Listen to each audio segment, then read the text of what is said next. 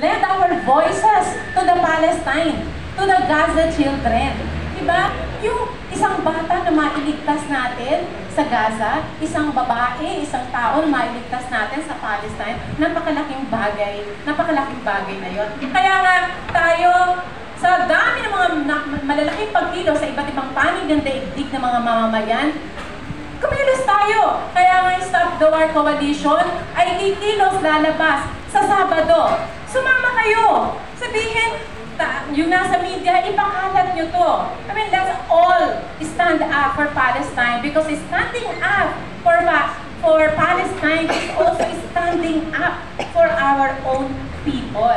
That's occupation. Diba? Pagpatayo, violation of human rights. Let us all stand up for our brothers and sisters. Let us all stand up for human rights, for dignity of life. Kaya gawin natin para mapuwersa ang ating gobyerno.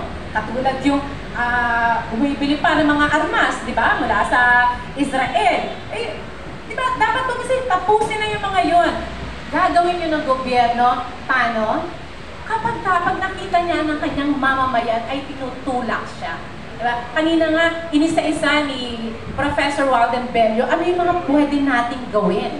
Ang nandoon kahit na yung sa decision ng ICJ, ano yung pwedeng gawin ng mga mamamayan? Ano yung pwedeng gawin ng mga bansa para i-isolate, para pilitin, di ba, mapuwersa ang Israel. Kasi ang isa lang ang pinangahawakan ng Israel, US. Diba? Ang sabi niya, for as long as US is with us, wala akong pakialam sa inyo.